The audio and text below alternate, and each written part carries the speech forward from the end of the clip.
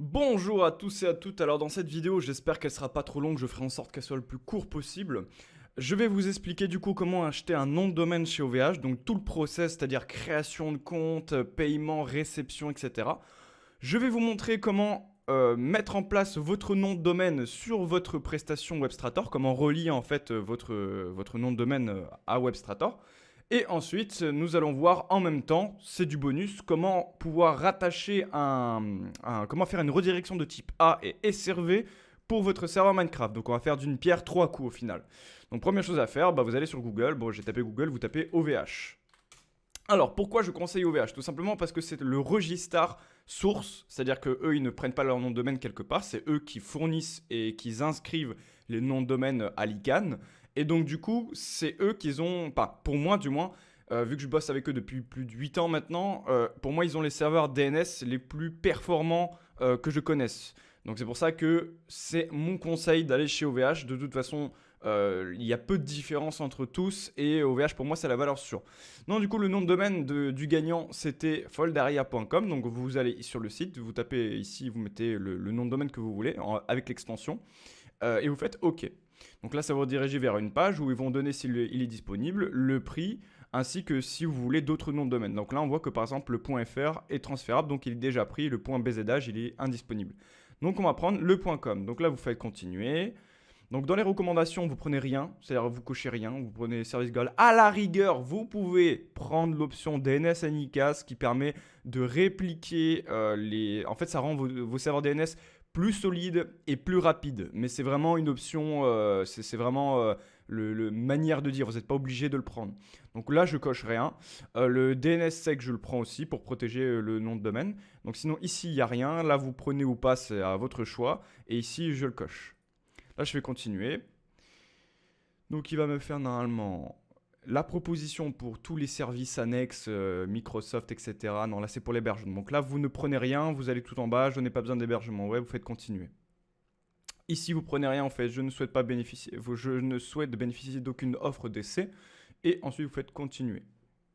Enfin, sauf si vous voulez quelque chose en particulier, mais moi, je vous montre le process où on n'en a pas besoin. Ici, vous arrivez du coup sur le récapitulatif, donc là, je vais faire continuer. Ils vont me demander du coup soit de me connecter, soit de créer un compte. Moi, dans le contexte, je vais créer un compte.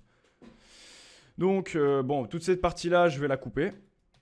Voilà, là, je viens de créer un compte et du coup, ils mettent mon identifiant, celui actuel. Donc maintenant que ça, c'est bon, je vais mettre le mot de passe que j'ai renseigné à l'inscription. Et normalement, ça va me rediriger du coup sur la page de règlement. Donc voilà, il me retourne sur cette page-là, donc là je fais continuer. Donc là je définis du coup le contact, etc. Donc ça, dans votre contexte, vous n'aurez pas à le faire. Dans le cadre des entreprises, il y a un propriétaire qui est différent de l'administrateur, qui est différent de l'équipe technique, par exemple. Mais dans mon contexte, je ne touche à rien. Serveur DNS, je ne touche à rien, je laisse par défaut. Donc là, c'est bien entendu le contrat, voilà, c'est les choses que personne ne lit jamais. Donc là, tac, tac, tac, tac, hop. Et la partie la plus importante qui est le paiement. Donc du coup, dans mon contexte, je vais payer par PayPal. Donc là, hop, je clique sur PayPal, je fais continuer et ça me redirigeait normalement sur la page de paiement PayPal. Donc cette partie-là, bien évidemment, vous savez comment ça fonctionne. Je vais donc du coup couper le passage jusqu'à la fin du règlement. Vous arrivez du coup sur cette page après avoir validé les contrats. Et donc là, vu que le moyen de paiement est maintenant ajouté, je clique sur continuer. Normalement, il va peut-être me demander un code, préparation du bon de commande. Voilà, donc là, on arrive sur la page récapitulative pour procéder au paiement. Donc comme mon compte, je viens de l'ajouter, il est juste là, et j'ai plus qu'à cliquer maintenant sur payer. Là, il va me demander du coup un code, le montant de la transaction. Donc là, je valide, je mets le code CAPTCHA. Je confirme. Voilà, la transaction a été enregistrée, nanana, le bon de commande est bien généré, donc du coup mon service est acheté. Donc maintenant si je retourne sur mon espace client, c'est possible que ça apparaisse pas tout de suite. C'est possible. Le nom de domaine de toute façon il va mettre un certain temps à être livré, il ne sera pas instantané, c'est pas un hébergement web. Il faut l'accréditation, il y a tout un process à respecter pour livrer un nom de domaine. Mais peut-être que je peux déjà avoir ma facture. Parce que je sais que quand vous cliquez, oui, j'ai pas de facture. En fait, quand vous cliquez sur payer, ça prélève pas tout de suite. C'est-à-dire que vous avez autorisé OVH à prélever votre compte, mais il n'a pas encore prélevé. Ça peut prendre jusqu'une petite dizaine de minutes pour être prélevé. Et ensuite, quand vous avez été prélevé, c'est à ce moment-là que tout le process de livraison est activé. Donc là, il est 10h31. Je vais faire une pause dans la vidéo et on se retrouve quand le service a été livré. Il est maintenant 10h38, donc ça a pris 7 petites minutes pour valider le paiement, etc. Il est possible que si vous êtes mineur ou que OVH décide que votre compte est suspect, il vous fasse une vérification d'identité. Donc il va vous demander des informations pour confirmer votre identité. Ça arrive de temps en temps, donc c'est pour ça que je vous préviens dans cette vidéo. Donc dans mon contexte, j'en ai pas eu besoin, j'ai reçu mon service. Donc voilà, je clique sur Web, je clique du coup ici sur la liste déroulante de domaine, je clique sur mon nom de domaine. Actuellement, on va voir comme quoi le serveur DNS est en cours de mise à jour. Donc là, on le voit ici. Donc normalement, si je récupère foldaria.com, que je copie et que je vais sur check propagation DNS checker et que je rentre du coup l'IP, enfin le foldaria.com que je fais chercher. Voilà, on voit qu'il y a déjà, ça apparaît ici, ici, ici. Ça commence à apparaître dans les serveurs DNS dans le monde. Mais dans les autres, il semblerait qu'il n'apparaît pas. C'est normal, ça prend un certain temps pour que le nom de domaine soit efficace. Mais là, en plus, à ce qu'on voit, ça va plutôt vite. Là, on voit qu'il n'y en a pas au Brésil et c'est tout. Donc, c'est une bonne nouvelle. Donc, maintenant qu'on a ça, je vais cliquer sur Zone DNS. Donc, c'est ici qu'on va travailler pour modifier les différentes informations. Donc, la première chose que je vais faire déjà, c'est que je vais récupérer foldaria.com. Je vais faire copier. Je vais aller du coup sur mon espace client WebStrator et je vais du coup cliquer sur service, commander un nouveau service ou vous passez par le site officiel. Donc je prends le serveur premier et comme j'ai un nom de domaine, je vais pouvoir mettre ici Foldaria et l'extension, on l'enlève, on le met ici, on enlève le point. Tac. Et donc du coup foldaria.com, on fait utiliser. Donc maintenant, on voit que voilà, je choisis des cycles de facturation. Donc là, vous customisez en fonction de vos besoins. Si vous avez plus d'espace disque, si vous voulez faire ça semi-annuel ou annuel, moi je fais continuer. Donc j'arrive sur cette page, je passe la commande et vu que j'ai déjà du solde sur mon compte WebStrator, je n'ai pas besoin de le régler par PayPal. Donc là, je fais régler la commande. Donc la livraison est instantanée. Donc là, voilà, le temps que le process, qu'on vous livre, qu'on fasse votre espace, qu'on assigne le nom de domaine, l'hébergement, etc., ça peut prendre voilà, 30 secondes à tout péter.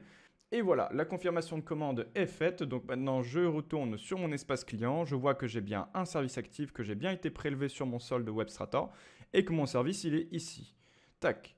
Maintenant que le service est bon, je clique du coup sur le service et on voit ici adresse IP. Cette adresse IP. Pour que votre foldaria.com fonctionne chez nous, qu'on puisse par exemple, si je prends foldaria.com, que je le mets ici, donc là ça met OVH et que ça fonctionne chez nous, il faut récupérer cette adresse ici, l'adresse IPv4, vous la copiez, vous la copiez.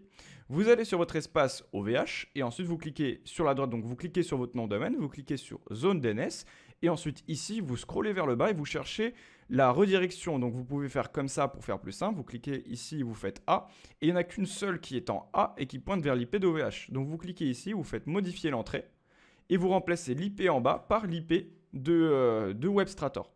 Donc là vous faites suivant et vous faites valider. Donc là, il va falloir laisser un tout petit peu de temps pour que ça se fasse. Donc c'est pour ça, ne soyez pas forcément pressés. Pendant que ça se fait, donc ça va prendre, comme je vous ai dit, un peu de temps. Pour vérifier ça, vous retournez sur DNS Checker, vous mettez ici votre nom de domaine et vous faites ici A, enfin de base c'est comme ça, et vous faites rechercher. Donc là, on peut voir que ça a commencé déjà dans certains pays à mettre la nouvelle IP et dans les autres, on est toujours sur l'ancienne. Donc on va laisser faire. En attendant, on va pouvoir je vais pouvoir vous montrer la redirection pour votre serveur Minecraft. Donc pour votre serveur Minecraft, il n'y a rien de plus simple.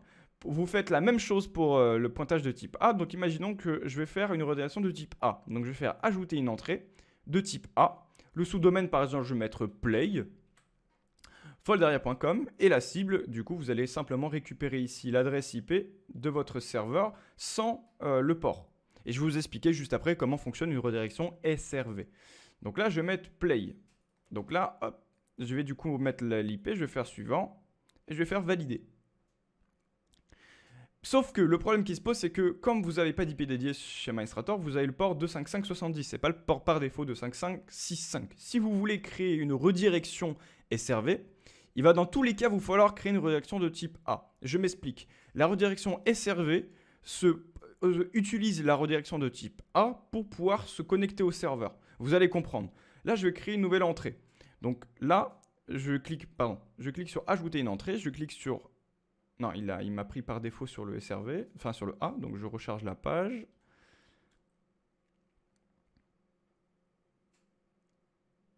Tac. Donc vous cliquez sur ajouter une entrée, vous faites une redirection SRV. Dans le sous-domaine en haut, il va falloir du coup mettre underscore, parce que c'est vrai que ça peut paraître bizarre, mais écoutez-moi. Vous faites underscore minecraft._tcp. Et c'est là où vous mettez ce que vous voulez. Donc dans mon exemple, je vais faire join et pas play vu qu'il est déjà utilisé. Sauf que ici, vous mettez priorité 0.5 et ici le port, vous mettez le port de votre serveur 255.70. Et la cible, c'est là où je vous ai expliqué, vous avez besoin d'une redirection du type A. Si vous voulez mettre play ici, il va du coup falloir créer une autre direction bidon pour faire. Mais normalement, là, j'ai créé déjà une redirection de type A qui s'appuie sur le play.lenonomdomaine.com. Donc là, je vais mettre du coup play.foldaria.com. Point. C'est très important de mettre le point à la fin. Je ne sais pas si vous avez compris, mais en fait, il faut créer du coup une redirection. À la place de play, vous pourrez du coup refaire le play, mais vous mettez par exemple un truc bidon, histoire que ça rentre pas en conflit avec un nom de domaine. Mais par contre, il va du coup falloir renseigner la cible ici. Mais il ne faut pas que la cible soit donc le sous-domaine qui est du coup le début ici, soit le même que vous le mettez ici. Donc ensuite, du coup, moi c'était play, donc je vais mettre play. Et là, je vais faire suivant. Et je vais faire valider. Et donc du coup, donc là, il y a tout le process de propagation, exactement comme pour le nom de domaine. Donc là, on va voir où est-ce que ça en est. Foldaria.com, rechercher. Donc on voit qu'il y a déjà certains qui ont pris, plus que tout à l'heure, mais il y en a d'autres qui l'ont toujours pas, comme par exemple en France, on est encore sur l'ancien. Je vais en profiter du coup pour lancer le serveur et voir si, par hasard, c'est déjà bon dans Minecraft. Après une petite heure d'attente, voilà, hop, quand on vérifie, on voit bien que tout est bon à ce niveau-là et quand on récupère l'URL, on voit bien que il est fonctionnel. Par rapport à la redirection qu'on a fait tout à l'heure pour Minecraft, on voit bien qu'ici les deux sont fonctionnels. Donc il y en a un qui dispose d'une redirection de type A où on est obligé de mettre le port et la redirection SRV qui dépend du type A où on n'a pas besoin de mettre le port parce qu'on l'a renseigné dans la redirection. Donc voilà. Donc pour revenir pour le nom de domaine, il n'y a rien de plus. Le nom de domaine est déjà sécurisé puisqu'on vérifie toutes les heures si un nom de domaine n'est pas sécurisé, on lui met le SSL. Et on voit bien que du coup vous êtes bien fonctionnel, que c'est bien dans le répertoire. Donc pour vraiment compléter la vérification, je vais simplement aller sur le panel Plesk. Hop, connexion. Donc là on voit bien que le certificat est valide et fonctionnel. Donc là, je suis dessus. Je vais dans gestion de fichiers. Je vais simplement en fait remplacer modifier ce qu'il y a dans le index.php et je vais mettre par exemple test. OK. Et je vais vérifier. Normalement, il devrait juste y avoir test. Et voilà, c'est tout. Le tutoriel est aussi simple que ça. J'espère que la vidéo n'a pas été trop longue. Merci d'avoir regardé. Et si jamais vous voulez avoir d'autres vidéos sur un sujet similaire ou qui concerne WebStrator ou MineStrator, n'hésitez pas à le poser en commentaire. En vous souhaitant une bonne journée et à la prochaine.